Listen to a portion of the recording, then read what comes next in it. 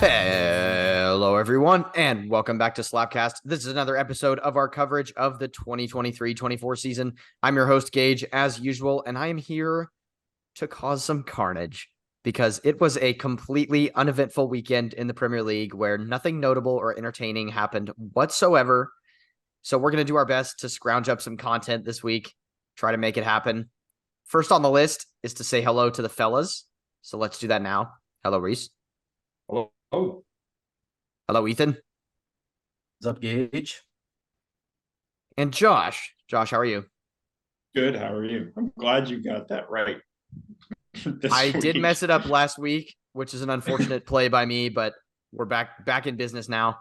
I am wound up. I'm fired up. I'm ready to get going. I'm going to be a menace this entire episode, so I'm looking forward to it. I will not be a menace. I'm just happy. Leicester are 7 points clear of third, and we beat Preston today, so I'm chilling.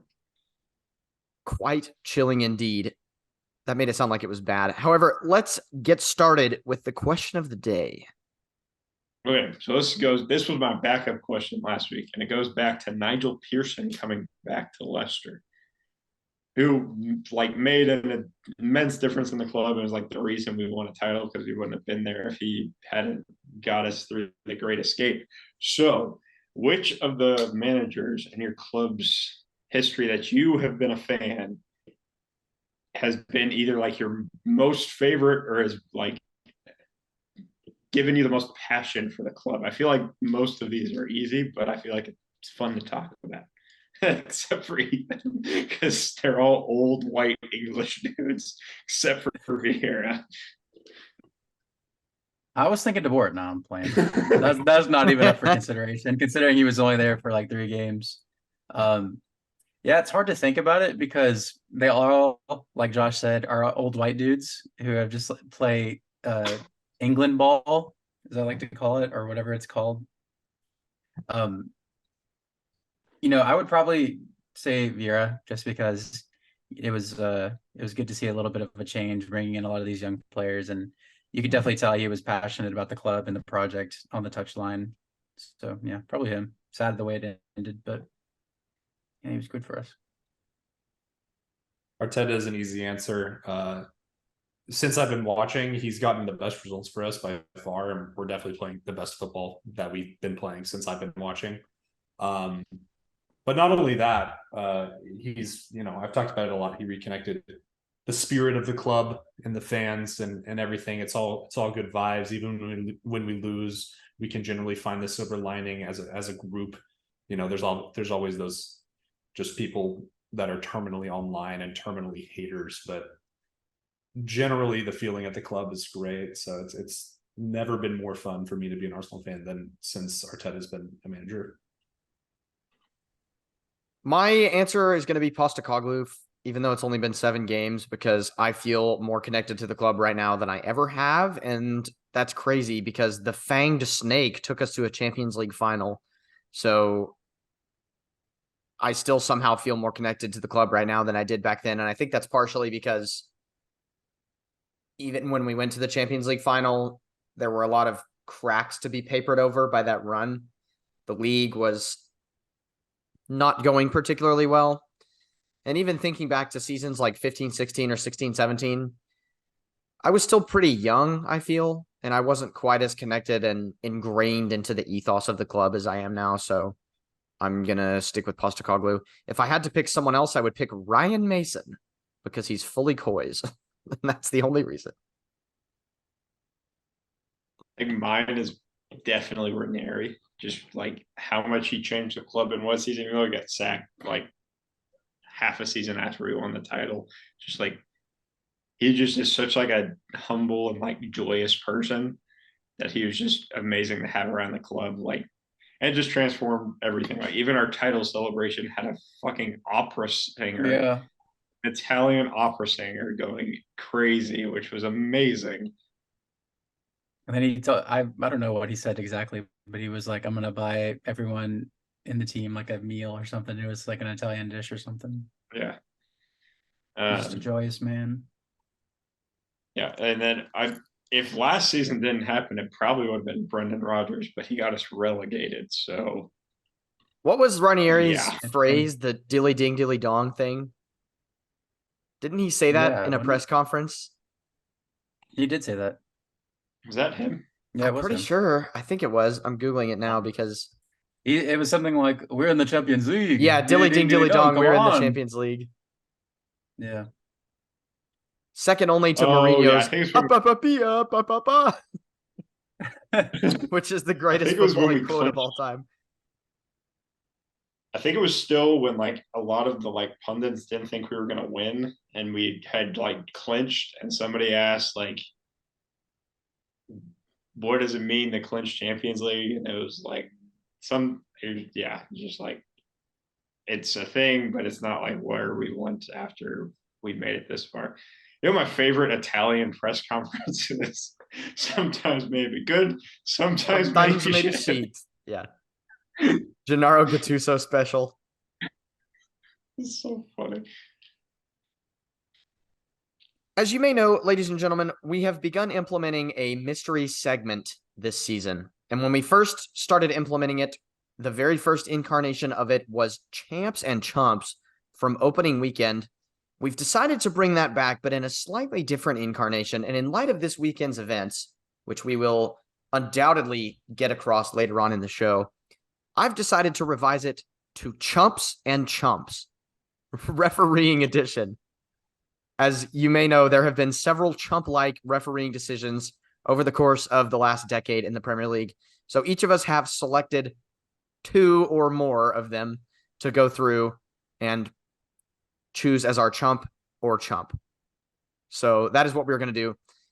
And there was some infighting before we started on the show, before we started recording, to determine who was going to get to go first, because it sounds like all 3 of you might have the same thing. But in light of I don't care enough about it for Josh. who's to the left of me, it's Josh. So Josh, you're up first. So the first one is technically not a refereeing decision. It was during the restart in 2020 when Sheffield and Villa were playing, and Sheffield had a goal that not allowed because the Skyhawk got interfered because every player was at like the only angles that interfere with the system, and it ended up getting Sheffield relegated, technically speaking. You mean No, it got Bournemouth relegated. Bournemouth relegated Or because Villa stayed up, yeah. because Villa stayed up. And the crazy thing about this is that Villa had a worse goal aggregate or whatever compared to Bournemouth. So if they didn't get that point, they would have gone down. I remember this incident very strikingly because it was one of the weekends where we had friend of the show, Dave Nichols, otherwise known as Cultured Left Foot, on the show the weekend after to discuss. And I think it was the first game after the restart, because the whole reason we had him on was because Spurs played United and we were going to break down the game. And then I'm going to go ahead and validate Josh's opinion and say that this is a refereeing decision, because what I said at the time and what I'm going to say now is that I don't understand what VAR was doing, that they could not intervene and say that ball crossed the line and we can all see that it crossed the line, give a goal. I don't understand what VAR has to do that's better than deciding whether or not that's a goal. So I'm going to vindicate Josh and determine that it is a refereeing decision or lack thereof. The weird thing about it is that I went back and watched it because I remembered this instance, but I wanted to see it again. And if I'm not wrong, or correct me if I'm wrong, I could have sworn they had stopped the game to look at it for a second. So it's weird. I don't understand it. It's just a weird instance of technology being dumb and referees being dumb. I heard too that whoever was referee of that game said later that his watch went off at halftime. Yeah. Like it was delayed. Yeah. Well, the only other time it's gone wrong, when I was reading about it, was Sheffield Wednesday goal didn't count in the Sheffields. Yeah, and it was the only other time that it didn't count or counted and it shouldn't have. And they probably started that season with negative 12 points, because I feel like they've started each of the last 5 seasons with a point deduction as well. For some reason, I don't know why. I feel like they're always getting a point deduction. Their owner put out a ridiculous statement recently on Twitter. I'm not going to go through it, but just go look it up. Go look up the Sheffield Wednesday ownership statement later on. It's quite insane. And it makes you realize the perspective sometimes of how good we have at being fans of teams that are in and around the Premier League, Josh, I'll say. So it could always be worse. It's a good reminder that it could always be worse. So, all right. Someone else. I'll go. So I did prepare 2 other ones because I figured this one would get said. The first one is I have 2 Arsenal decisions, one both that benefited us and one that was against us. And the first one, I'll say it's one that benefited us because I think it's the funny one. Gage will probably remember this. Maybe y'all will as well. And it's when Alexis Sanchez scored with his hand against Hull, and the goal stood. Yeah. Obviously, this is pre-VAR, but you know, in the moment, I can see how maybe it's missed, but yeah, the replays look bad. And then I think it was the same game, or maybe the reversed fixture. Sam Klukas, who I think was at Hull at the time, or maybe this is a completely different game. I don't remember. I think it was against Hull though. You know, had one of those. He blocked a shot, and his arms are pretty close to his body, and it get called handball penalty red card. So yeah, it's great for us. I thought it was kind of funny at the time, but yeah, definitely some dodgy refereeing there. And then didn't something this is not one of my entries, but didn't something very similar happen a few years later where Aguero scored while sliding into the goal and it came off his forearm and didn't touch any other part of his body and went in, and then they subsequently changed the rule that you cannot score with your hand or arm regardless of the deflection potential or whatever. Yeah, I think it was after that, I think it was after that goal. Because before, the rules about that were very not defined. Basically saying, you know, if it's accidental, then it counts. They were very lax, which is weird because even if it's at the time, you know, it was accidental handball from defender, you get a red card and a penalty. So it was not very lenient towards, or it was very forgiving towards attackers and not towards defenders. Well, I'm going to segue off that and go into another handball decision, which is my first one. Now, I'm not doing this on purpose, but I'm obtuse enough that I could not remember any refereeing decisions that did not happen against Spurs because I just keep receipts, as you'll find out once again later on in the show. But my first one is from the Fanged Snake, Mauricio Pochettino, who I mentioned earlier. His final game in charge at Spurs was a 1-1 draw against Sheffield United. And what occurred was some shenaniganery because Lucas Moura is running through the defense and he is tackled, and it's a fair tackle. But the defender, I believe it was Chris Basham, who was still there representing Sheffield United at the time, comes and essentially just tries to clean out the ball, and he blasts it against the back of Lucas Moura, who is laying on the ground because he's just been tackled. For some reason, Basham blasted against him and not up the field, so it immediately falls to Harry Kane, who scores as he did, and the goal was disallowed for handball in spite of the fact that it came off of Lucas Moura's back. VAR disallowed it for handball. You can go look it up. Mauricio Pochettino's final game. Sheffield United won. Spurs won. Pretty ridiculous stuff. He was laying on the ground. It was one of the worst refereeing decisions I can remember, which is why I've chosen it. So, any other handballs? No. I have one where a guy used his hands against someone's head-ish. I'm going to ignore you because Ethan started to go. Let Ethan go first. Ethan hasn't given one. I thought we were co-signing the Hawkeye one. What are you saying? I did have that one as well, but I don't really care. It doesn't matter. Oh, gotcha. The the one I was thinking of. Wait, not cosine the trigonometric function. Cosine like you cosine a lease. No, I understood. We got it. The phrase co-sign the Hawkeye was not processing in my brain. Oh, okay. I was like, Well, I think- tangented the Incredible Hulk, so how about that? Come on, Okay, man. Anyway, this is a Palace one because I wanted to pick one that I remember against us and one that was more neutral that we all knew. And this is back in Vieira's first season, and so I guess it was last year at the end of last season. And what happened was this was against Liverpool. They go 2-0 ahead, and then I think we got a well-worked goal, so it ended up being 1-2 for a good chunk of the game, and it looked like we were going to get an equalizer, but then this absolutely terrible decision happened to where Jota won them a penalty. And I'm not subscribed to the belief that goalkeepers deserve total immunity, but there's no way, shape, or form that this is a penalty. It was Jota was running at Guaita.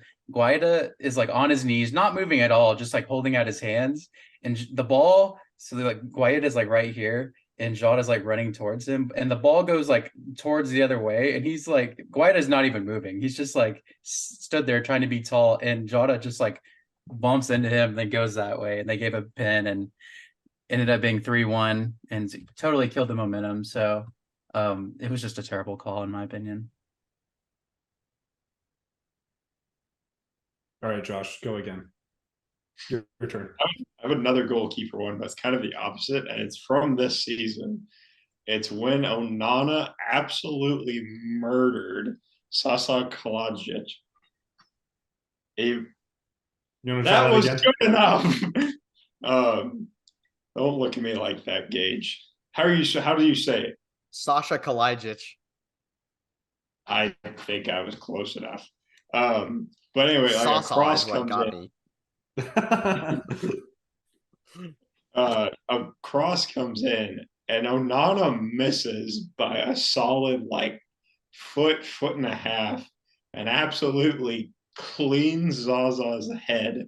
But the worst part about it is the referee goes. Did you call him Zaza on purpose? Yes. It's SpongeBob all over again. These bitches love Zaza. But I think the worst part about it is the referee goes and looks at the screen for like maybe 10 seconds. Is like, nope, not even close to a penalty. And then comes back, and the Wolves fans are going crazy, and they need like every point they need this season. So a penalty could have made like a huge difference, and very like short-sighted of a referee to like barely look at They it. apologized though. All's right. Yeah, that was the first of 4 PGMOL apologies this season, which is crazy because we're 7 games in. So that's every other one. weekend having to apologize is not ideal. No. I mean, it should be 0 apologies, not 4. I want to bring up the Arsene Wenger quote once again of whenever I die before I go into heaven, I want to ask and make sure the refs aren't there before I go. That's paraphrased, but he said something like, I want to ask where the refs are, and then I will go to the other place. That sounds like it belongs in a movie. And then he got fined because, Yeah, of course he did. can't talk about him. Yeah. It's like Fight Club. Yeah. We just watched that. How topical of me once again. Yeah. Reese, do you have another one since you just had an Arsenal Wenger reference? The other one I have is an Arsenal one that went against us that I'm less mad about now because I think by rules of the law you're allowed to do this, which was the Martinelli one where he received 2 yellows in the same passage of play. If you dissect the rules, I think that is allowed. However, there is still something about it that is weird, and it is that the first one is an advantage from a throw-in before the throw-in was taken, meaning advantage was played when the ball was not in play. And then he received a yellow for that and a yellow for the next challenge at the same time. So just a little goofy. I mean, both of them are yellow cardable offenses, but presumably a yellow is supposed to supposed to be cautionary. So if they don't play advantage when the ball's not on the pitch and just give Martinelli a yellow, presumably he doesn't make the next challenge. Maybe he does. I don't know. But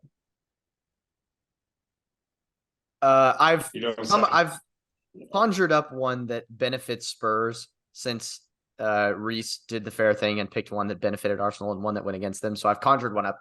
This is from the season after the restart, but also the one where there were no fans.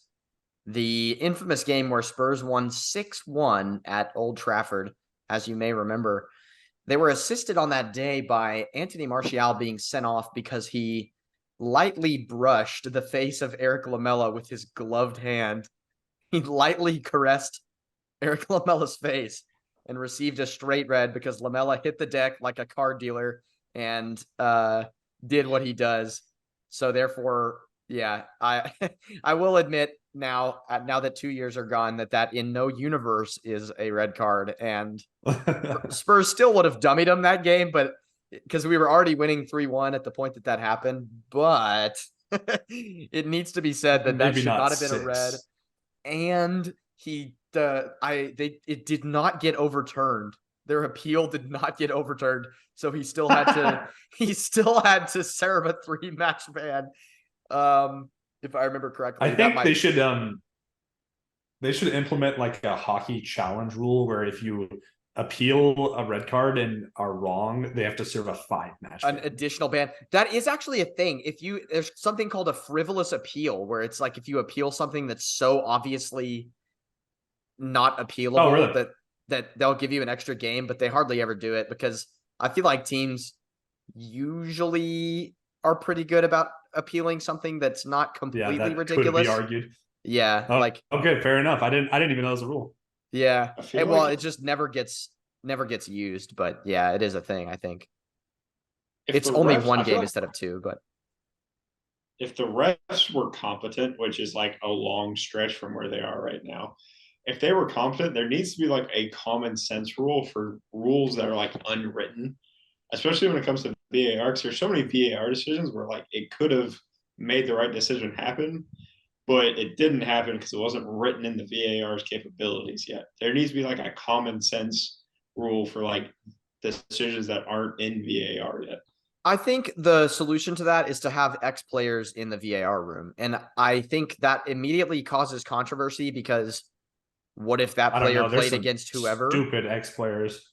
But what I would say is, well, okay, sure, but they would obviously have to be vetted. Not that I trust the PGMOL particularly at the moment, but what I would say is get them from somewhere other than England. Like find some ex-Celtic players that never played in England or something and have them come in and do it. I don't know. I think that avoids the allegations of corruption because, for example, Jamie Carragher is incapable of being impartial and could not sit in the VAR room, right? So I think you need team or players from a league other than England, but I do think that's a possible solution.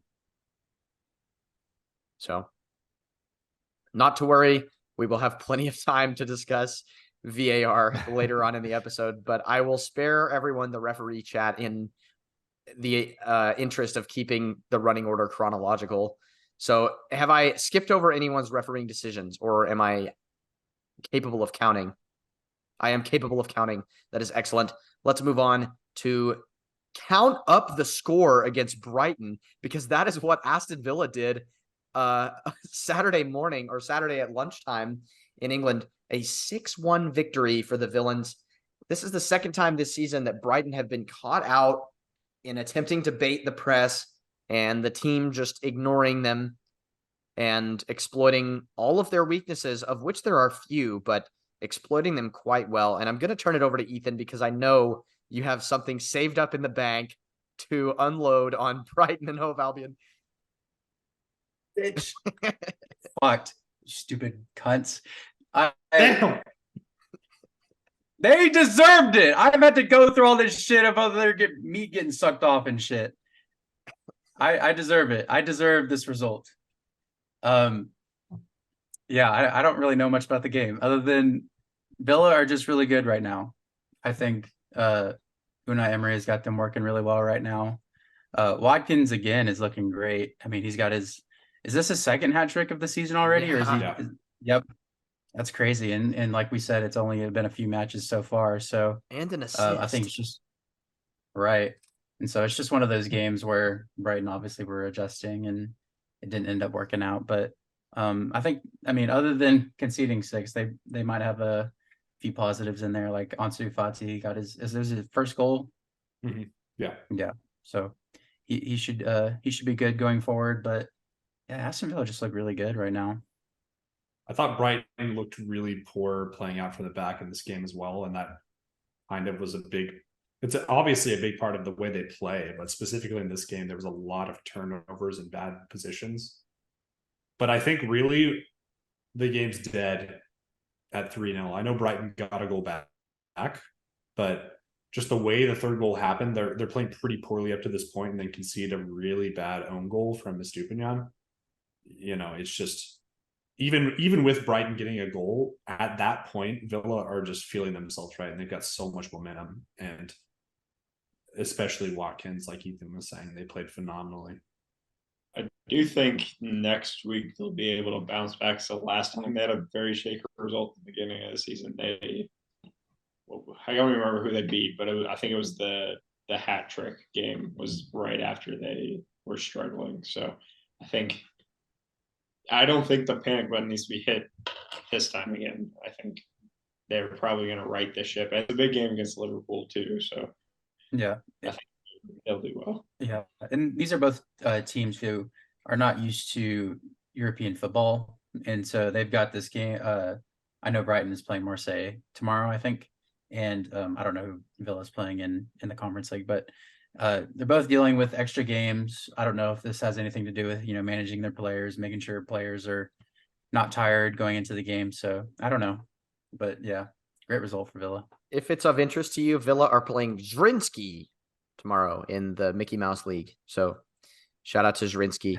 What I want to mention, and it's actually a great point that you bring up, Ethan, about them being in the Europa League and the EFL Cup third round, which also happened midweek last week, is that between the Premier League win over Bournemouth and the 6-1 defeat at Aston Villa, there were 7 changes both times. So between the Bournemouth game and the Chelsea game where they lost, there were 7 changes. And then between the Chelsea game where they lost to the next Premier League game, there were 7 changes. Now, you might be thinking, well, that's probably just because they were rotating and saving their main players for the Premier League.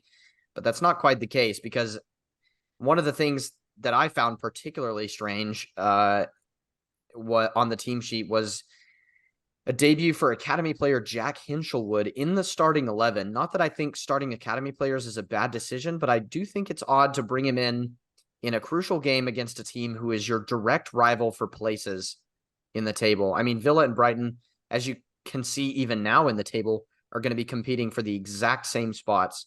And I think giving an academy player his starting 11 debut when there are several other options on the bench, including Ansu Fati, who came on later in the game, including Simon Adingra, including João Pedro, Carlos Baleba, all of them could play in the position that he played. I just think sometimes De Zerbi falls into the trap of trying to do too much. I think, you know how we used to say about Pep that he plays tinkerball a little bit, like he changes things too much, rotates the squad too much, Pep roulette, whatever you want to say. I think De Zerbi kind of falls into that category as well. Like perhaps he overthinks it sometimes and tries to play 5D chess when the game is only played in 3D. So I think that might be a factor in terms of why they got absolutely obliterated rather than just beaten soundly. So good stuff to see Ansu Fati get his first goal. I'm sure it's going to be the first of several this season. I would be surprised if he does not start to pick up a few more appearances and places in the starting 11 as we progress through the season here. I think getting him back up to fitness was priority number 1. And now that we seem to be there because he came on at halftime, I think we're going to see him be a fixture in the starting 11. So saw a great graphic, and it was the 3 Pokemon starters. Because obviously in the game, if you've played it, you got fire, water, grass. They each have one they're strong against and one they're weak against, right? And if you look, Villa, Newcastle, Brighton, Brighton smoked Newcastle. Newcastle smoked Villa, and Villa smoked Brighton. So it's just kind of funny the way that worked out.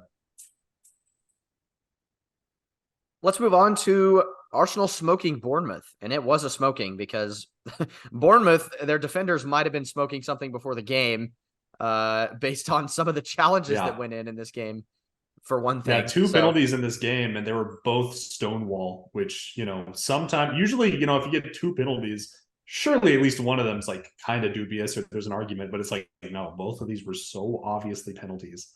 Unbelievable that it happened. I'm so confused at what they were doing. But despite that, I actually thought the most interesting aspect from this game was, well, two things. One, our press again in this game was really great. I think we're becoming, one of the best teams. I'm not going to say the best, but one of the top teams, at pressing. I think it's very organized and all the players are really bought in and know what's going on.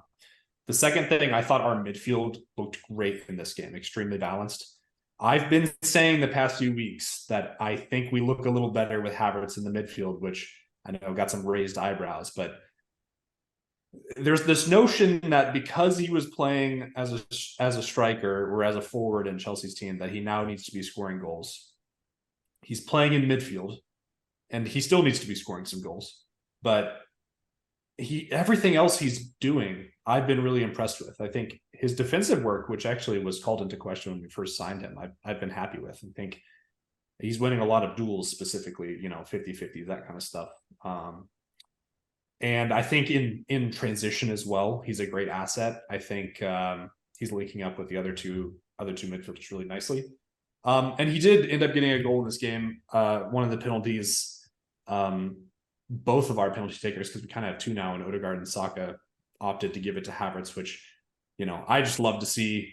It's happened before when, when you look back to when Aubameyang and Lacazette were in the side. Aubameyang's just been signed, presumably to replace Lacazette, or at least that's what we all thought. That's probably what Lacazette thought. And Aubameyang wins a penalty. He's going to take it, decides to give it to Lacazette, who was struggling for form. It's kind of the same story here, and I just love to see it. It's great to see, and then the fans unveiled a new chant for Havertz, which they were just singing for the rest of the game, kind of bolster him up. And I think it's really important, especially after what happened with Xhaka, to just back your own players through these stints. I mean, we even saw this with Richarlison, and he came out and said, I'm having some I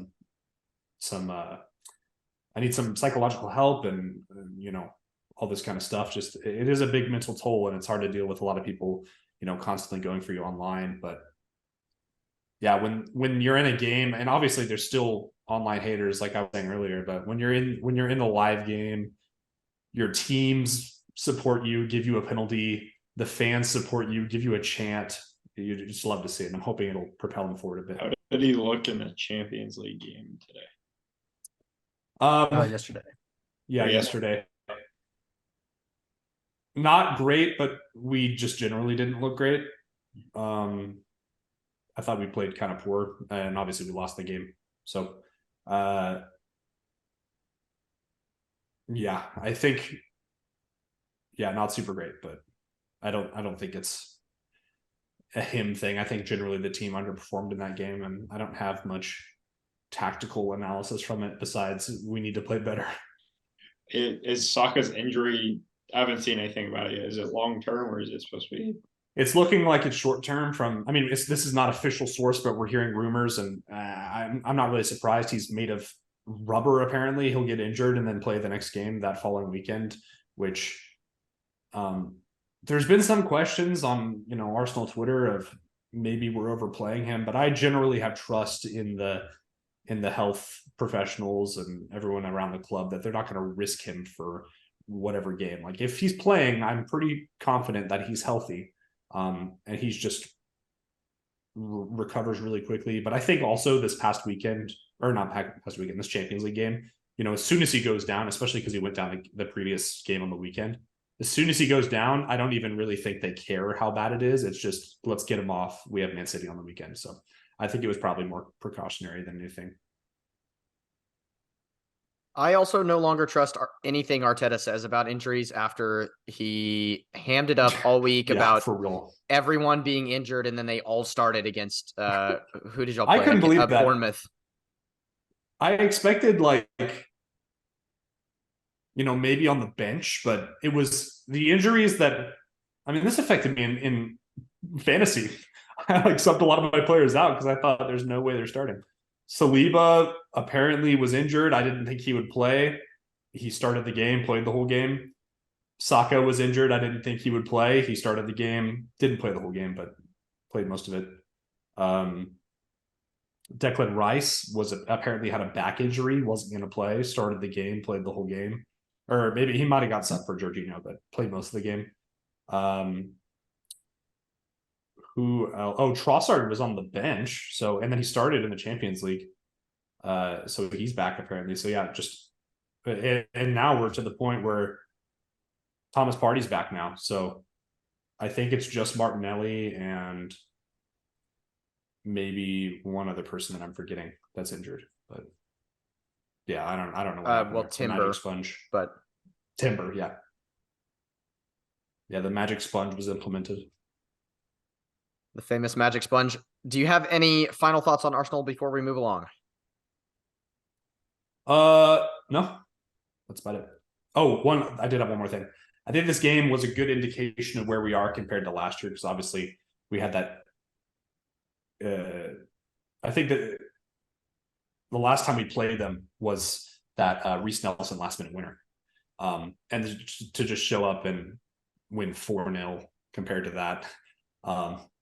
I think generally when we're playing well, we're better than last year for sure. I think some things still need to gel, and sometimes they can randomly ungel or unstick and look a little shaky like in this Champions League game. But yeah, I'm happy with where we're at. Excited for City on the weekend. Is it time to press the panic button for Bournemouth? They are currently, other than Sheffield United, the only team left in the league that don't have a win. And their former manager, Gary O'Neill, has just beaten City with Wolves.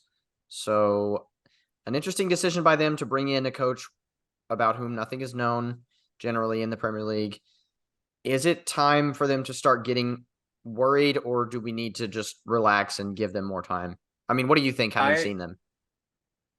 I thought in this game they looked bad, but I think we just also looked really good.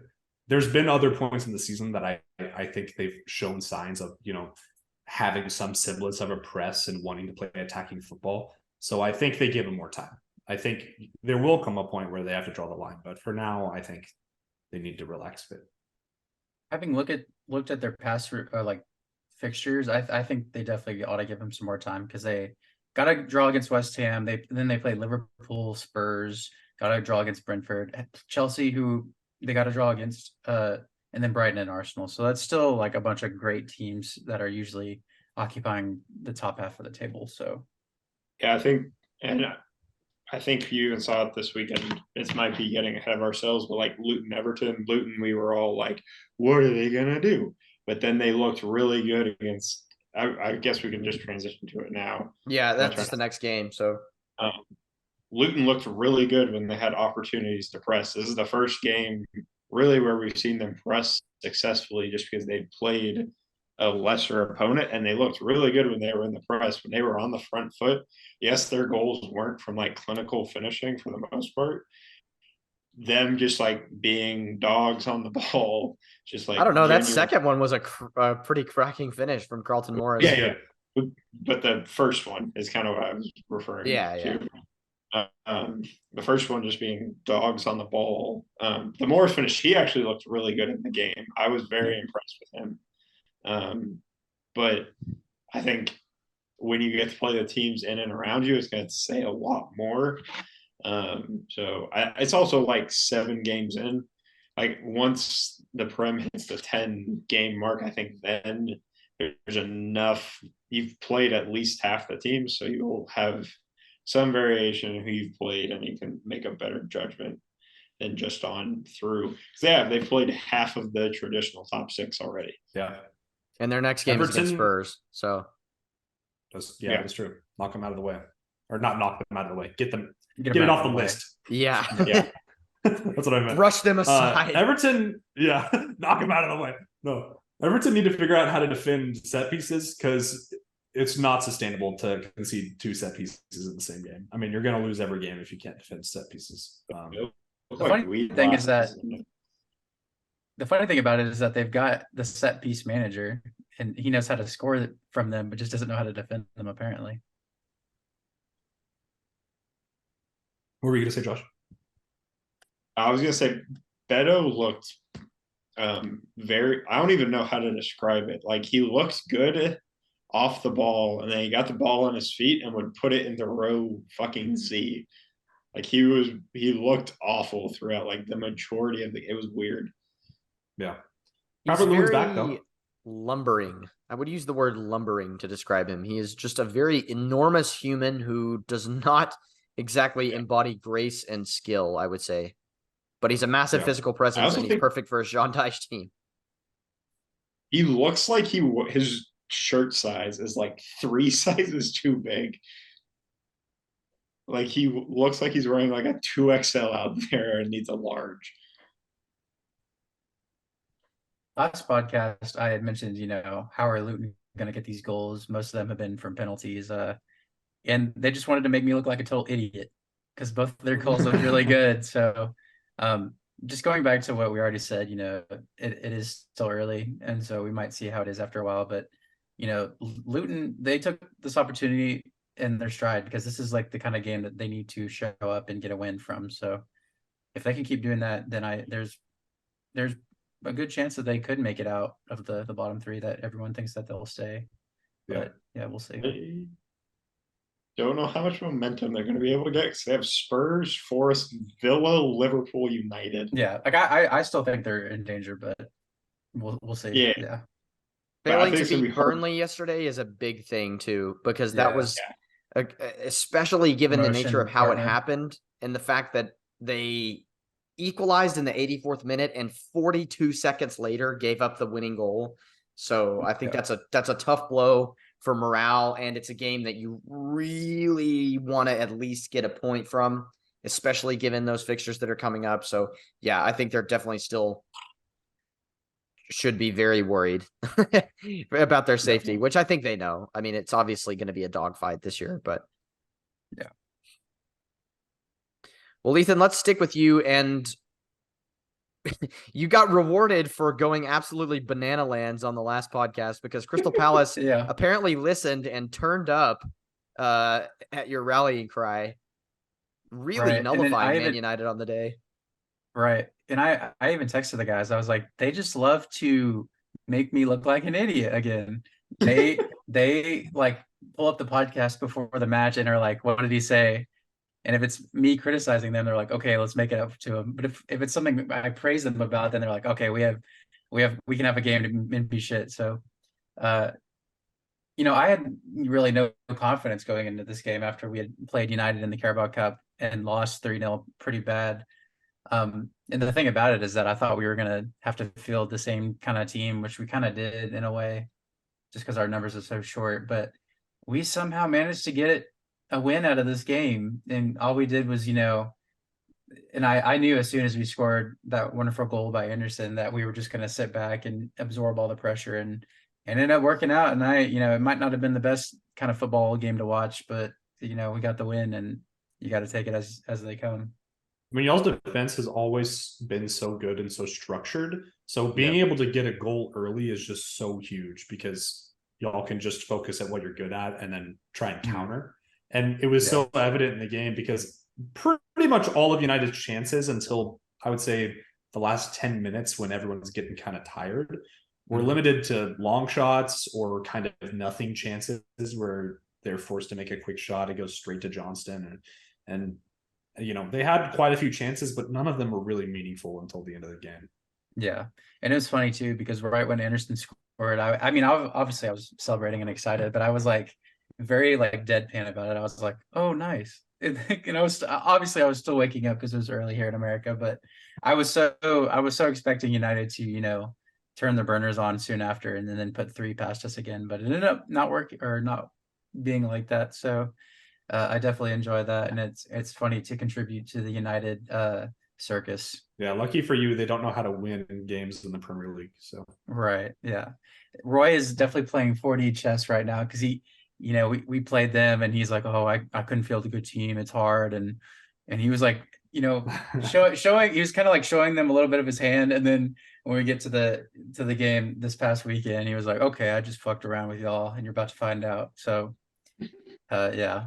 The one thing I will say about this game is that I don't know if it was because of this game or if it was because of training, but I found out today that we have another injured player with Eze. He's going to be out for a number of weeks, and yeah, I honestly don't know how we're going to do without him because he's like the main part of our attack, and it's going to be tough because we've been trying to get the players that are already injured back to our team that we have now, and so it's kind of like players are getting ready to come back. Like França had his first team training today, and he was putting the ball in the back of the net. I was excited, but then we're losing Eze, and now Elise is going to be getting ready to come back, and then someone else will get injured. So this is kind of the situation I thought we were going to deal with. So I'm nervous, but Roy seems to still get results here and there randomly. it's definitely bad news, but at least France is coming in. With Eze going out, it'd be worse if as he's going out and just adding to the ranks of injured players. But yeah, I think França will at least be on the bench, or he probably will be on the bench for us, just because our numbers are so like skint at the moment. And I've also heard news that Edouard might be back, so I think that'll be good. Top goal scorer right now. Yeah, so we'll see. I know Gage watched this, and I even asked you. I asked you, what do you think of Schlupp on the wing? Man, he is so frustrating to watch, especially going forward, because I don't think he beat his man with a dribble or a pass a single time in the entire game. And what I was going to mention, though, I think it's very frustrating to watch, but him and IU on the wings does provide a certain level of frustration for you, for one thing, but for the opposition as well, because they are very good at pinning in the United's fullbacks, especially Dallo, I think, who is, constantly perceived as a threat going forward. And IU has got to be the most annoying player ever to play against because he is so good at getting fouled. He does. I agree. I think he's constantly the most fouled player in the league. He's always been top three. Left. Yeah, it's always been him and Zaha. So them two and Benteke and the team together was always a madness for other teams. But yeah, I definitely see Schlupp in contributes in that way, and he wins fouls sometimes. But other than that, I just don't really see his point in being in the team when we can try someone else. So, but yeah, good win. Well, I was going to call that an upset, but I honestly don't even know if it is at this point in the season where United are. But one result that was definitely an upset was Wolves earning, a huge victory over Man City, their first loss of the season for the reigning champions. And for my money, this comes all through the absolute graft machine that is Pedro Neto right now. Because look no further than Wolves' first goal, which ended up being an own goal for Ruben Diaz. But if ever an own goal deserved an assist, I think this one deserves an assist for Pedro Neto. He also, by the way, I looked this up, leads the league in big chances created, except for Mohamed Salah, which means he's second in the league. I don't know why I didn't just say he was second in the league, but yeah, he's second in the league in big chances created, which I think is incredible. Leads the league. Which is incredible in a team that does not create too many chances. I mean, a lot of their games they've spent pinned back. They look like crap some of the time. And I think he just is a one-man wrecking crew. And I've been really impressed by him. Another player who I think it is absolutely bananas that they haven't been starting all season is Hwang Hee-chan, who continues to score goals. Scored a goal today. Generally looks like their best attacking threat, not named Pedro Neto, coming in to the team. He finally earned a start and was rewarded with it with a goal. So yeah, I think just continuing to allow them to combine. Yes, he did. And continuing to allow them to combine. And yes, go ahead. referred to him as that Korean guy. And So put some respect on that man's name. Wolves social media team had a madness because whenever that goal went in, instead of tweeting out who scored it, they just tweeted out a picture of him and said that Korean guy in quotes, which is a madness by Wolves. So Yeah. It's like our quiz from 2 weeks ago. Oh my gosh. Yeah. The Swansea. That was that Korean guy. Yeah. happy in the bin. Yeah. Obviously I don't wish Wolves the best because obviously they're kind of like us and they're just trying to secure safety. But I really did, seeing the result and after everything considered, I think it was great that they won the game because I love it when managers they just talk and then they obviously don't do the research and they could easily, he could have just said they're attackers or something, but he just, that Korean guy. It's like so ignorant, and so it's good to see. I just like seeing Man City lose. I'll tell you the other reason they lost this game. No Rodri still. Kovacic and Nunez in midfield is so weird. It is so They're weird. really So weird, in feeling the fact, that they absence. removed Nunez from midfield at halftime for youth prospect Oscar Bob. Yeah. There was a stat flying around. I forget the exact stat. Maybe one of y'all remember. And it was something like in the game, in the past 64 games Rodri has played, City have lost 5. In the past 15 or something like that Rodri has not played, they have also lost 5. That is crazy. So just kind of a big indication of how important he is inside. And when you think about it, it does make sense. I mean, they've always really relied on that lone 6 type of player. You think about Fernandinho before he retired, and Yaya Toure. Yaya Toure. I mean, it's just always had such important players in that role. And I don't really think. I mean, you look at who came in. Another player came in the second half to try and fill that role, kind of, with Calvin Phillips. And I mean, maybe Pep has got a reason not to play him a single minute last year or whatever it was. I think he did play some minutes, but man, he was really bad. He did not look good. I also saw a clip from their defeat in midweek of when they lost to Newcastle in the Carabao Cup. They're out of the Carabao Cup, by the way, so 2 losses in a row in all comps. He loves to just stand around while the opposition is passing the ball in the penalty area. It's insane. It happened for Wolves' second goal, and it happened for Newcastle's only goal in the Carabao Cup. There's a clip of it floating around on Twitter, or I'm sure you could just go look it up. Just watch Calvin Phillips for the last 2 goals the last 2 winning goals that City have conceded. It's embarrassing. No effort on the line, which, I mean, if you haven't played a full 90 in approximately 2.5 centuries, I get it, but also you should want to fight for your place in the team at some stage. There's got to be some motivation there. So I mean, when you're making $1 billion quadrillion on the bench, and he still gets picked for England. He still gets picked for England. What is Southgate smoking? What does Calvin Phillips have on his phone that pertains to Gareth Southgate? That's what I want to know. Got to be the nudes. It's got to be. So incredible stuff, really. I love how one of the first players he doesn't pick from a not top 6 club in a long time and actually decides to play them. He just sticks with them even when they're awful. When they finally move to a top 6 club, it's you just have to stay in the team. He did the same shit with Maguire. Yeah. Well, I wanted to give a shout out to one other Wolves player who I thought had a fantastic game. That's Craig Dawson. Yes, I knew you were going to say that. All over Erling Haaland. I mean, they must have had some tactical adjustment because it looked at times he was kind of man marking him. At least when Haaland was specifically in the box, kind of switched to a man mark there. And yeah, he was all over him. I heard the 2 Robbies mention that it was very, I mean, Craig Dawson kind of feels like an old school player. He's very, wears his socks super low. He's not very personable. He's kind of a dickhead.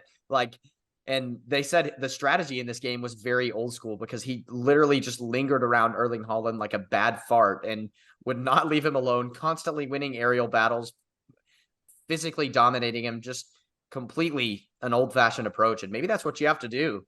Maybe that's the way you're going to have to defend the absolute space alien that is Erling Haaland. I think very impressive stuff from Craig Dawson. So the W-man who loves to play for clubs that start with W, as we Yeah. discovered W. And he on loves an to episode get not too long W's ago. apparently. Craig Indeed. W. Dawson. Craig Walson. Fellas, shall we move Let's on get to it. to the main event Yeah, of the weekend? Go ahead and explode. Yeah, go ahead. Okay, let's talk about the game before I explode, because all of the remnants Okay. of I'm going to explode because of the aftermath of the game rather than what actually happened. First of all, I would just like to say it feels so good to beat Liverpool for we've beaten them once in the last 30 years, and it's just feels so incredible to finally get the monkey off our back and beat them, even if the refereeing decision plays into it, even if they were down to 9 and it took an own goal in the 90th minute. I don't care. It feels so good to beat them. I feel vindicated for not going to the pub against Sheffield United, because I was at the pub for this Liverpool game and there was an actual mosh pit when that goal went in. People grabbing each other, people I've never met, jumping up and down, screaming. It was incredible stuff, incredible scenes at the grounds of Dallas Spurs. Unbelievable stuff. Now, the game was littered with controversy, which we'll talk about the biggest controversy at the end, but I want to talk about the ones that are a little bit more debatable, and that's the red cards. I think the first red card is quite a bit more contentious, I suppose.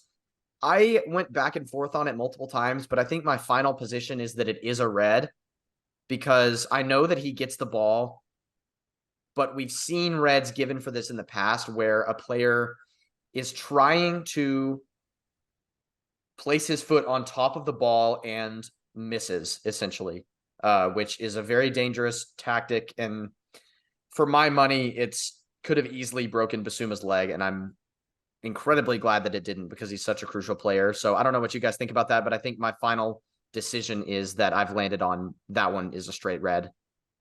Yeah, I think a lot of Liverpool fans are upset because it wasn't even that he missed the ball, it was that his foot slid off the ball. Right. But yeah, I think it's a red. I mean, he makes contact, and the contact itself is dangerous. Doesn't matter how it happened.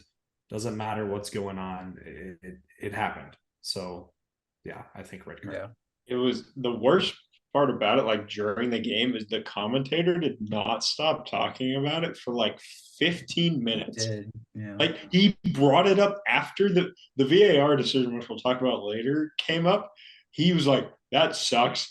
Goes right back to the red card and just talks about it for another 2 minutes. It was off. It was. I think I turned the commentary for that game off, and whatever else I was watching, I just turned it. Well, Lee Dixon hates Spurs, so I'm not all that surprised. Of course, former Arsenal player, so it makes sense why he hates Spurs, but still. It's okay. He hates us too. Yeah, I know. I think he just hates everyone. He's a grumpy old man.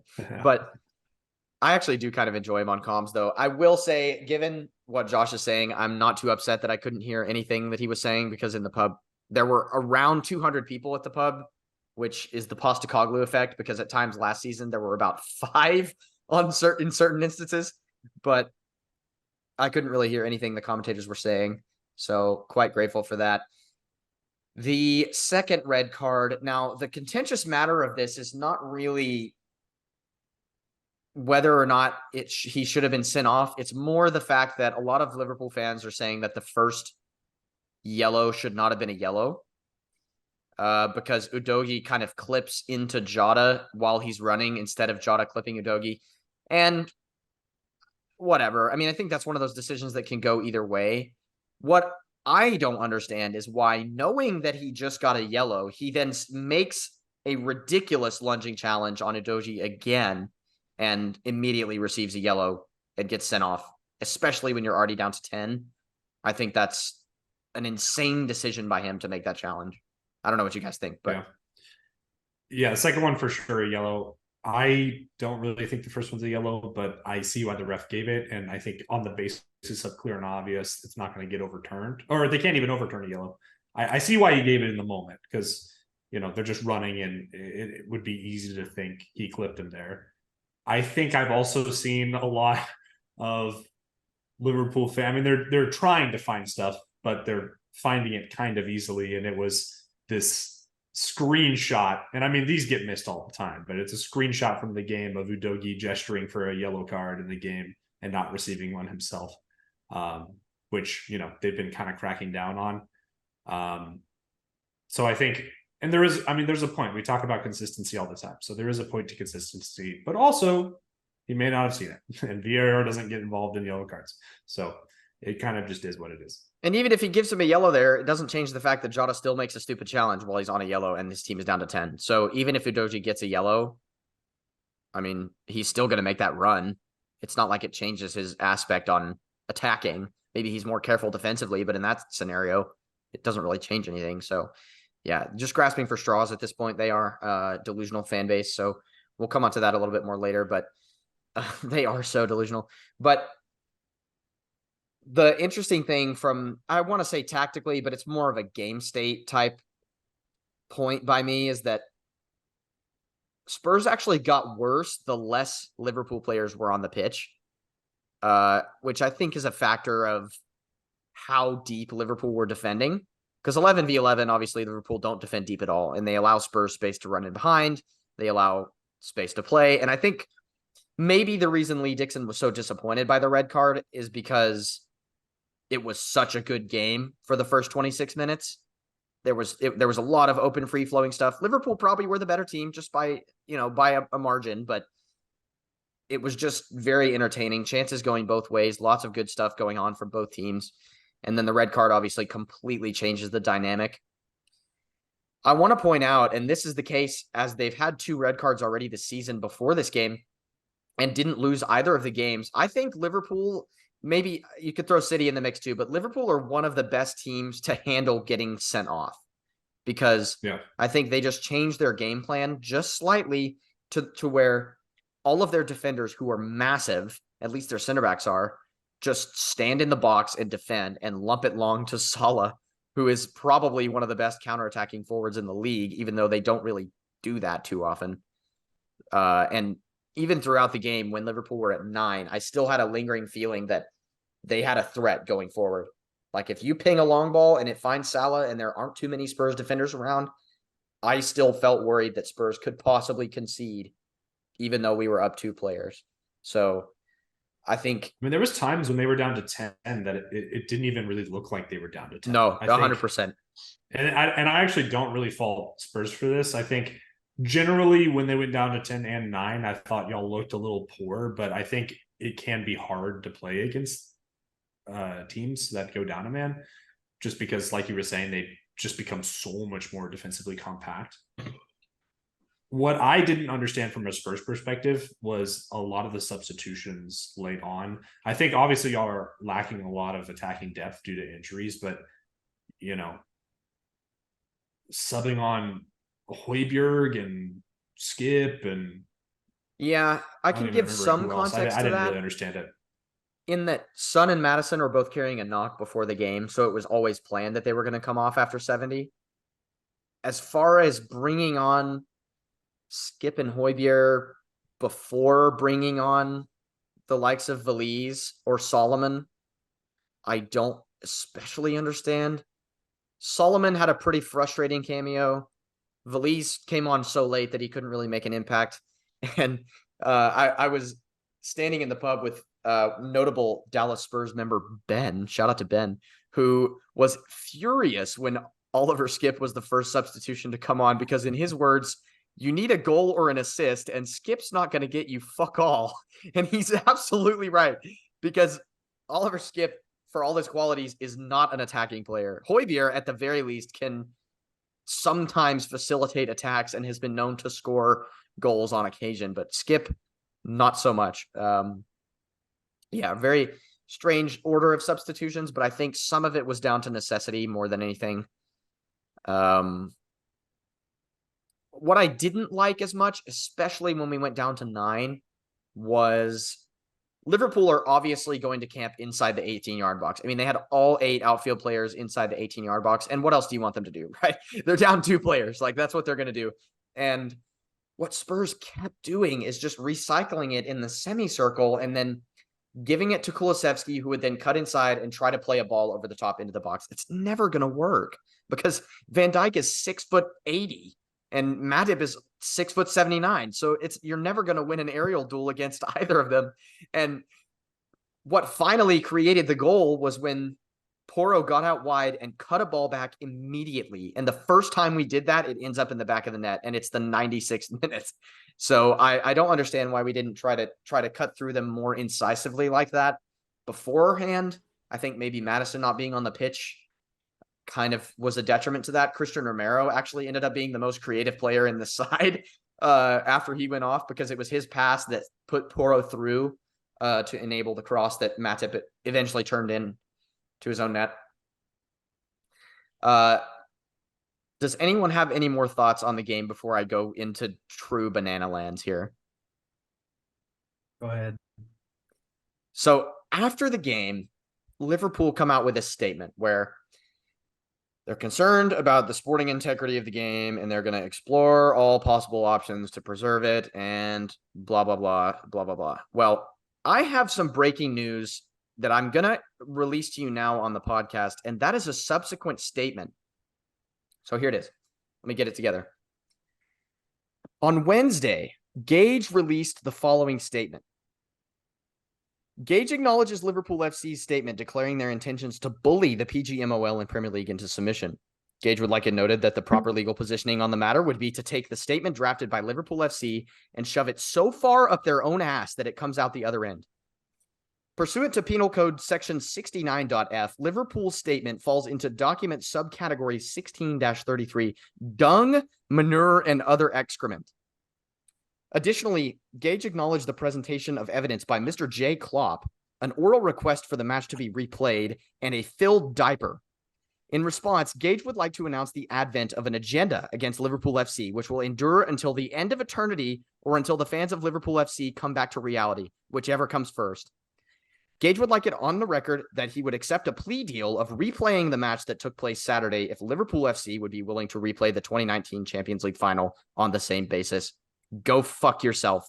All of these Liverpool fans, I'm going to use a word that Paul Bisonet always uses on Spit and Chicklets, fugazis. Get a grip, all of you. I just cannot believe how absurd it is that they've come out and asked to replay the match. I think it's the most ridiculous thing I've ever heard in my entire life. What kind of precedent does that set? Let's go back to every poor refereeing decision that's ever been had in the Premier League and replay them all. Let's replay every match since 1993 because there's been a refereeing mistake in all of them.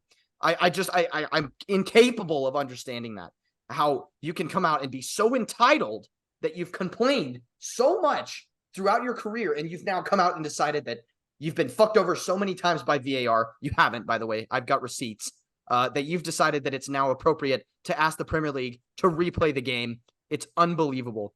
Last season, Oliver Skipp got a boot full of studs to the side of the head from Diogo Jota, who ended up avoiding a card of any color and later went on to score the winner in added time.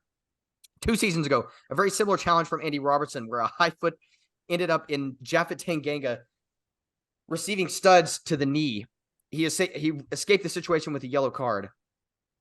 Oh, you may remember a relatively insignificant game known as the 2019 Champions League final. Not sure if you've heard of it. A penalty was awarded after 25 seconds because Sadio Mane played the ball directly onto Moussa Sissoko's armpit from a distance of about 0.5 yards.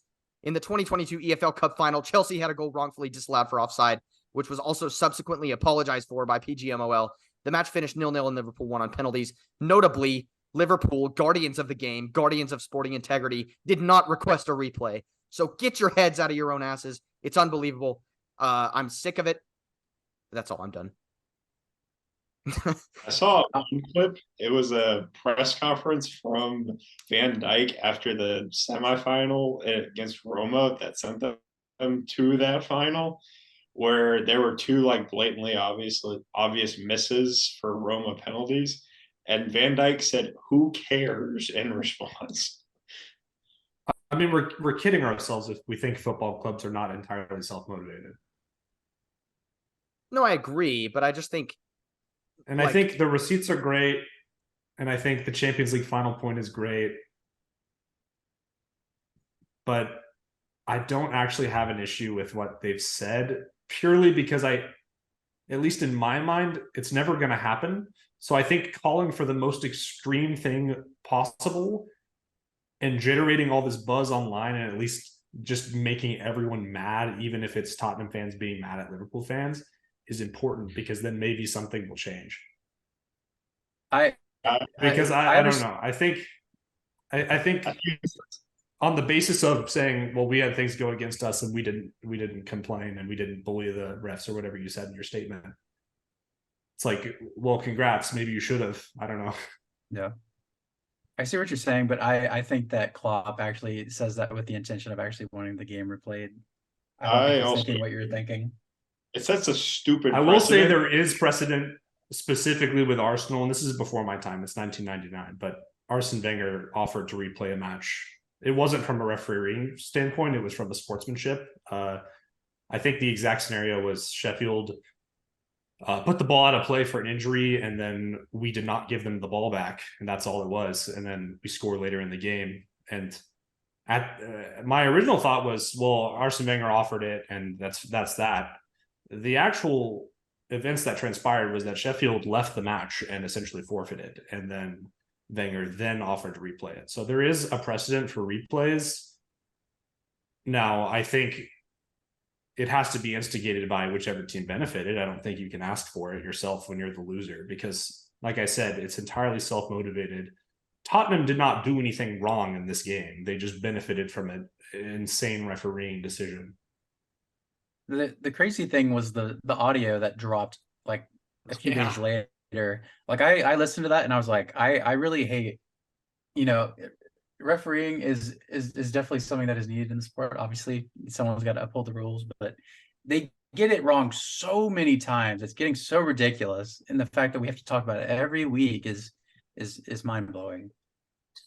I'm willing to concede that there are like subjective decisions referees have to make, but this is not one of them, and offsides is not one of them. So, and I think, like Ethan's saying, I think to that point, the fact that we're talking about poor refereeing decisions every week is part of the reason I'm okay with the statements that were made from Liverpool, just on the basis that I think maybe with all of the negative and bad press that PGMOL is getting, that something will happen and they will, either hire competent people to run the VAR booth, or maybe even, just change the rules so that you can stop the game and award a goal.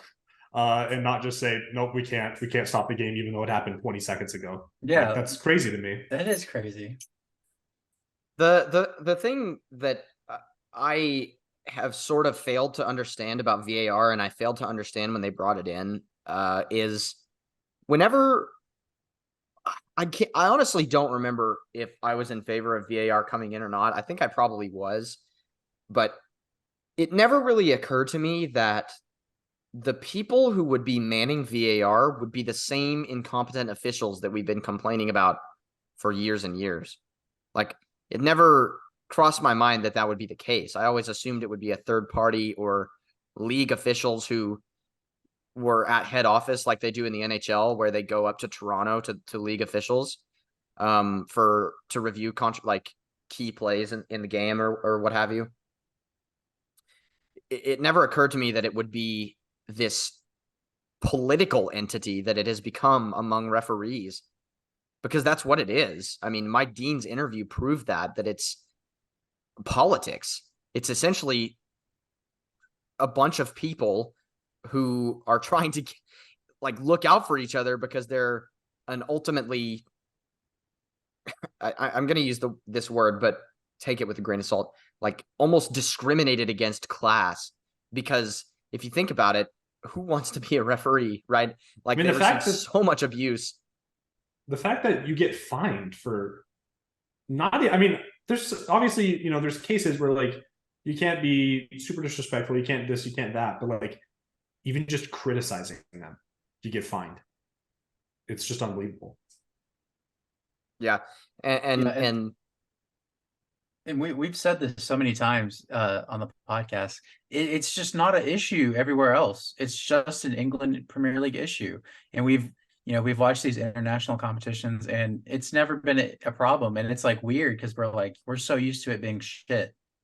And so I mean, I don't offside know. is not it's not subjective at all. And there's automated technology that That's what I already really don't exists and has understand. been tried and tested not only in other leagues, but in the largest footballing stage in the world with the World Cup, and is successful.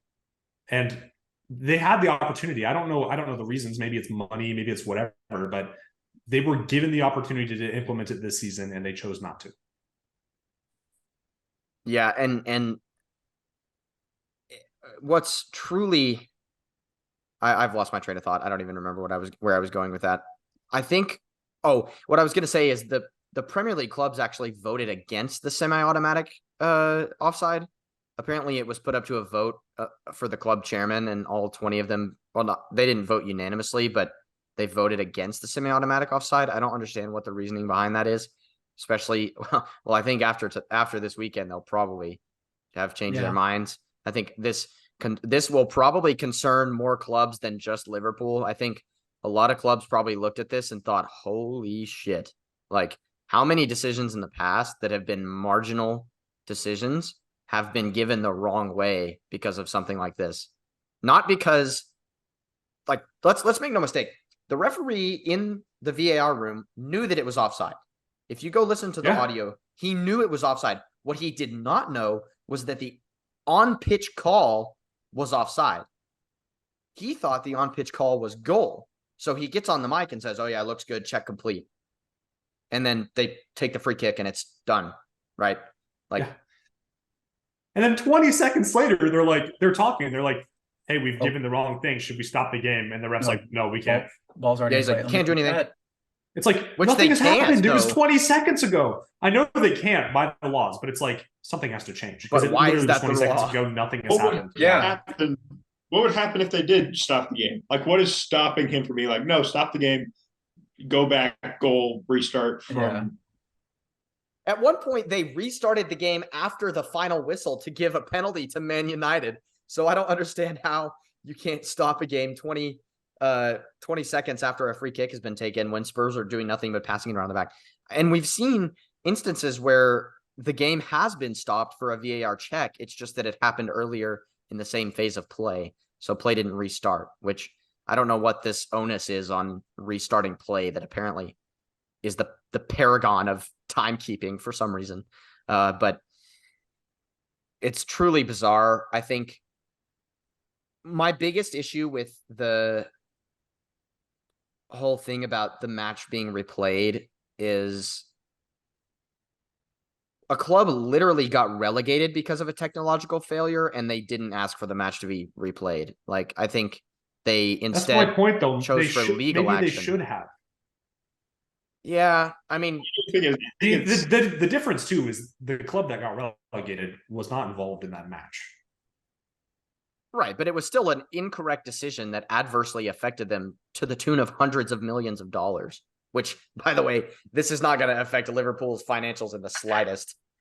Because as far as I'm concerned, they're still going to comfortably finish inside the Champions League. Now, let's come back to this when they're 3 points outside of the Champions League on goal difference. But saying the match needs to be replayed is not going to affect the decision making at all. Like, his press conferences are enough to make it well known that, like, there's issues within the refereeing system. Him being like, oh, we need to go replay this match is not gonna it's not a change. It's just him being more dramatic than what he normally is. I don't know. Maybe it's somehow it's subconscious Arsenal bias, but I think it's important in this scenario to just in any way possible escalate until something is done. No, I actually do take your point, and I want to make that clear. Like, I do understand what you're saying. I just think I think it's just because of how fed up I am with decisions. I definitely think the fact that it's Tottenham Liverpool gives it a bad taste.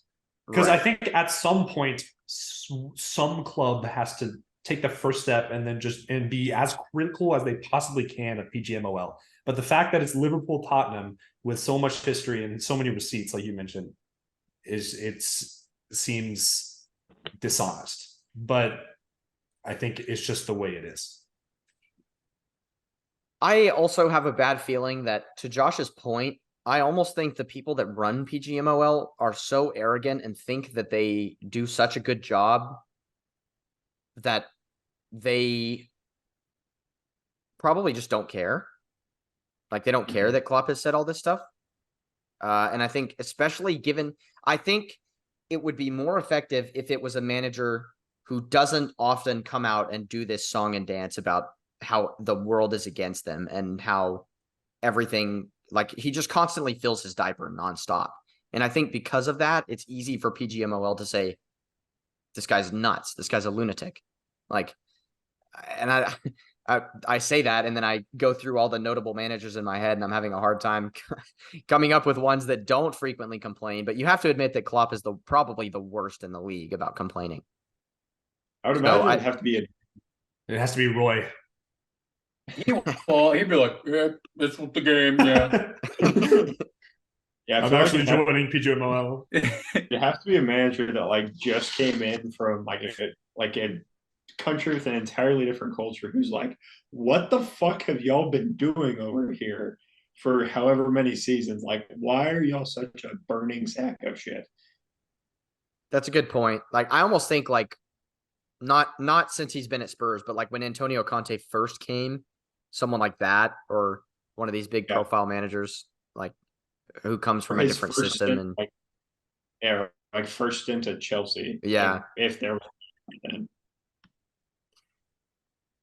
I so here's the next question. And this is going to be an age-old question probably until the end of time. Like, how against just getting rid of VAR are we? Like, what if we get rid of VAR, bring in the semi-automatic offsides, which goes right along with the goal line technology, which is it's an objective decision, right? What if we just stick to those two things and then remove VAR for all the subjective stuff? Because I think I've said this before, our percentage increase of correct decisions is not worth the detriment that VAR brings to the game and the conversations around it, in my opinion. I don't know if, Josh, you might feel differently about that, but I do because it works in other countries. We just need to put better professionals and better officials in the seats and allow the VAR office to make the decision because they're emotionally removed from the game. There's just so many ways that it could be improved that it just isn't. And I don't think getting rid of it, it's already there. Use the technology that's already implemented and just put competent professionals into positions to run it, not people who are extremely emotionally attached to the game because fucking Klopp has been yelling at him for 30 minutes the entire game. I'm actually glad you asked that question because I realized that midweek last week that the Carabao Cup early rounds don't have VAR. And so I was like thinking about like the game and how like I was trying to notice things and like, you know, it is weird to see it played without it because there's like so many things that like you're critical of now because you're like I just don't trust the referee to make the right decision normally, even though they still make the wrong decision after that. I think I- automate the objective decisions and remove all anything. If you remove the ability for objective decisions to be wrong, then I could not care less if VAR is involved in the subjective decisions. I think giving a referee a second look on a monitor at a challenge is fine. And if he makes a call that he then has to apologize for, it's fine. Because even without the VAR, maybe he makes the same mistake. I think I don't think it gets worse, the subjective decisions. I don't think get worse. I think they either say the same or he changes his mind. When you mess up objective things that can be semi-automated, that's when I think you have to intervene somehow. I will say the quality of refereeing in the championship, just from the first 2 months of watching it, is so much higher than the Premier League. It doesn't really make sense how that is possible. I don't know if it's because they care so much more because they haven't made it to the Prem yet, but it is kind of ridiculous that the second tier has better refereeing than the top tier. I genuinely think it's ego.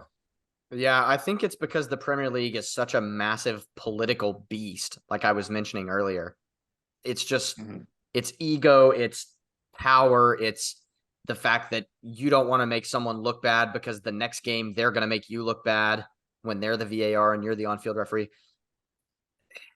I just think the trouble with having such a high profile league is that the officials are under the most pressure. I think the officials in the Premier League are under the most pressure, probably maybe of any officials in any sport in the world. And it takes a special kind of person to be okay with that. And I think you kind of hear it talked about with like the great managers and the great players of the world is you have to have a certain degree of ego. And I think maybe with officials more than any other position, that's exponentially higher than normal. Like I almost think you have to be kind of a sociopath to be okay with being a referee in the modern environment that we've created. You just have to think you're right 100% of the time. Otherwise, you're never going to give a call with any conviction. Right. And we've even seen some of the officials in the league that, oh, sorry, Josh, go ahead. I was just going to say, I think you, like, to be a referee, you have to be confident in your decisions, which, like, also, like, you need to understand the rules. And it makes me question the training that they get, because, like, if they have the training to make them competent officials, these things shouldn't happen. So it almost feels, I almost question the training if the ones who make it to the Prem outside of that stupid fitness test that somehow gets a video made on it every year, how much actual training they're getting. And, like, do they throw like hundreds of thousands of situations at the mirror? Because, like, all of the American sports do that. All of them have a camp every year that they have to go to, where they go through vignettes and situations where they have to discuss certain, like, aspects of the game. And it makes me question where that is coming from. Because at least, like, for the NFL, for example, the issues aren't really coming from the officials making poor decisions. It's coming from the rules, and then the rules are adjusted after, which that part is used fairly well. It's the actual, like, officiating that it seems to be the issue here. Yeah, or I think the NHL's problem is one that's completely different, and it's that the NHL is obsessed with parity, and so they give their referees directive to call the game in a different way. But I think the referees know how to call the game. They've just been told by the league to call it in a way that is not congruent with the rule book. But well, there's also, like, the NHL argument, like, that goes back to my rugby argument that I use, like, that I've recently used, like, every 2 or 3 weeks. That, like, the referee needs to be on audio, and people need to be able to hear their decision so it actually makes sense and they can explain their decision. Like, the hockey one, like, they take zero shit, and it feels like the referees are taking shit from the players and just, like, letting it go, which, like, I guess kind of plays into the ego thing. But if they're stern behind their decisions, there will be less drawback when they make the wrong decisions, because they're seen as actual people, not just, like, what we're seeing them as now, where they're all, like, trying to back each other up.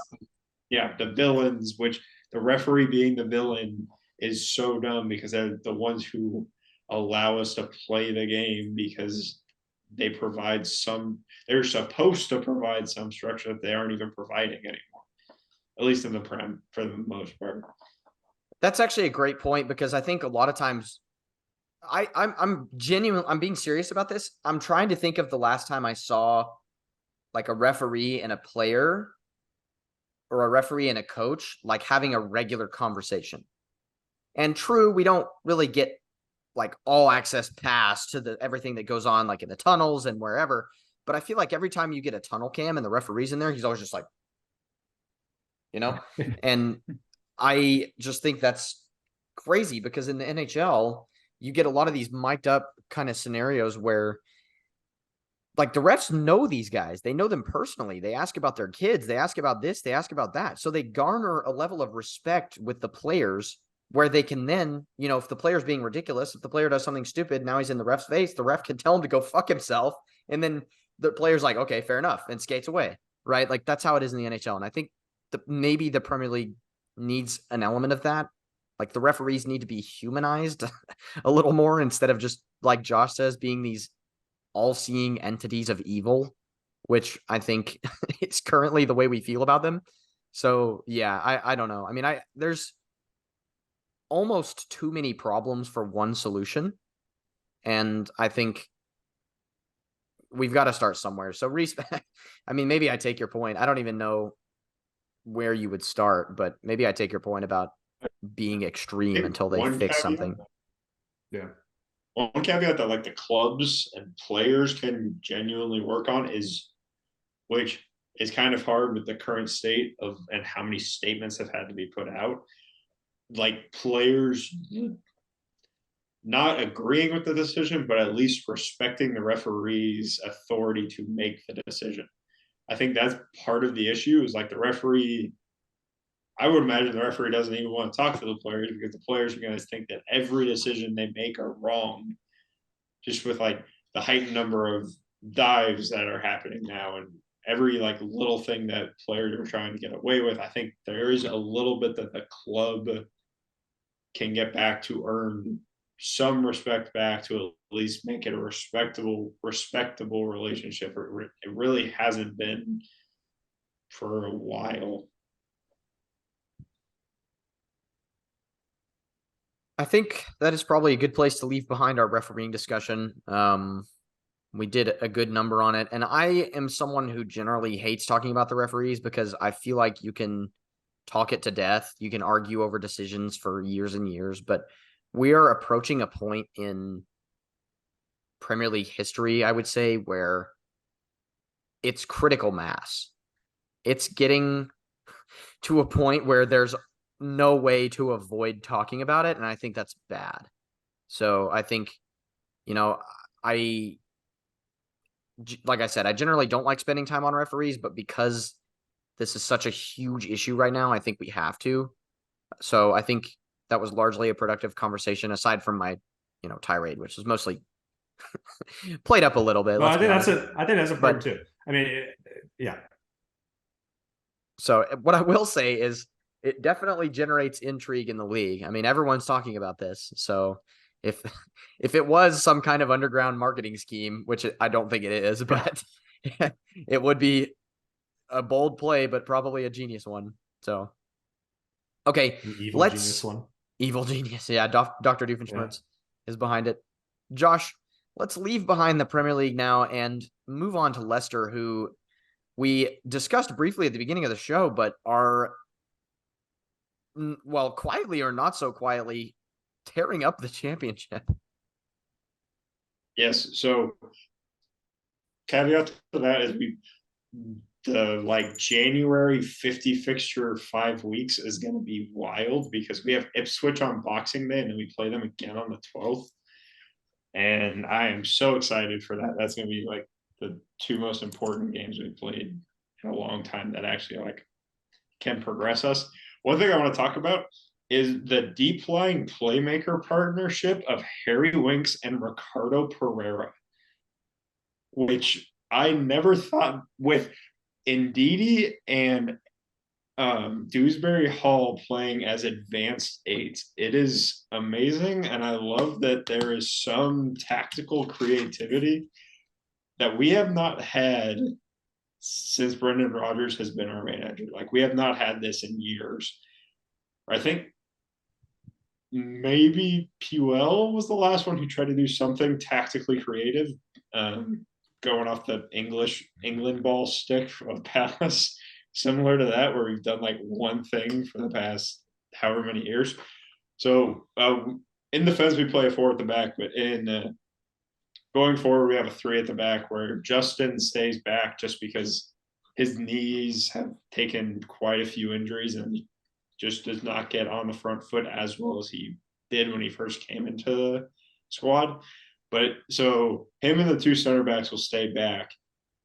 And then in front of them, you have Pereira and Winks playing a deep lying playmaker role, which is amazing because Pereira was so good athletically that even though he's broke a leg, tore his knee apart twice, is still such a great athlete that he can get forward. But then the deep line, and then the advanced 8 of Ndidi. He has like revitalized his time at Leicester, and it looks amazing. Mavi Ndidi also looks great, but I think it works extremely well against inexperienced championship teams who just want to play 5 at the back. Because as we're going to face team after team after team that plays 8 in the box against us. We saw it against Coventry and Hull already, and I'm missing one more. Hull got the better of us because they got a good counterattack out of it. But I think as our center backs develop and shutting down that counterattack, I think it's going to put us in a good spot. And Iheanacho looks great. I was very impressed with us today, the past 2 games, because we have the transition under Maresca has been very interesting because 50% of this, over 50% of the squad was changed, and over 50% of the squad that stayed is playing in a new role, which explains how we looked good the first 6 games of the season, but the last 3 we have looked really good, and we've looked really great on the front foot, which we haven't really had yet. And I love the attacking options. We have an excess of wingers who no one seems to have a bad attitude about not getting into the team, which I think makes a huge difference. And it's very fun to see. And if we continue to play like this through May, I'm very excited to see how we will look in the championship and how much of the squad we can keep around if we get promoted to the Prem again. I saw y'all's lineup recently. I think it was for the last game, and it's crazy how that team is in the championship right now. Like I literally see them being able to beat like the lower level teams easily, in my opinion. Yeah. The sad thing is we beat Blackburn 4-1 at the weekend. They were the team that knocked us out of the FA Cup in the 4th round last year. I think it's kind of sad how big a managerial change probably would have kept us in the Premier League and probably would have kept us in the top half, depending on when it actually happened. All right. Josh, I am going to stick with you as we've now wrapped up our section of match reviews and other various tirades. And I'm going to transition over to Jersey of the Week. So I think I've done this one before. I did it when we were first starting out. I think it was one of the reboots. But so Chiellini is one of my favorite players, and I would not have believed you if you told me 7 or 8 years ago that he didn't retire until, or he is still playing in 2023. So at the time, I was like, I really want a Chiellini jersey before he retires. I have 2 now. This is a Juventus jersey when they had the good badge and not the weird one they have now. I have Chiellini on the back, and it's just a very peak time for Juventus in the 2010s, and just kind of a cool little jersey. It's one of my first few that I sought out and understood what I was getting. That's like an iconic Josh jersey. I feel like you've always had that one. Yeah. I think it might be my 3rd or 4th. I think 4th or first 5. I'm trying to think. I wore it on. It's in a New Year's picture. Yeah, it might have been the first New Year's picture actually, or no, you were wearing the USA one. I think in that one, the first one. But yeah, I have a vivid memory of you coming over to my house and watching the Champions League when we were in high school with that jersey on. So, well, because we missed. Wasn't that the one we missed the Ronaldo bike because we were playing Super Mario Tennis Aces? Oh my gosh, I'm surprised you remember that. I was gonna say FIFA or something, but yeah, that's totally right. But that is one of my favorite, and it's just a very clean jersey, and the sponsorship is very iconic, and it's a reminiscent jersey. Is that their old badge too before they changed it? Yes, I don't understand that. I mean, I understand the Jays, but I don't understand the decision behind changing it just because it's such an iconic badge. And the new one, I understand everybody wants to do a minimalistic logo now, but that badge is just iconic. Ethan, how about our album of the week? All right, so continuing with albums that I received on my birthday recently, I'm going with another hip hop album. I have been getting into this group a lot recently, and I managed to get their debut album on record. It's De La Soul, 3 Feet High and Rising. Very good album. The one thing I like about them a lot is they use a lot of sampling from old songs that I typically listen to. Like I know they sample Steely Dan a lot, Otis Redding. They sample a Funkadelic song. And it's a nice album, and I shout out to my mom for getting it, and it's got a nice yellow record, and I picked it because they've got a good song on there called The Magic Number, and that magic number is 3, because that is how many points all of the slap teams got this weekend. We broke the curse.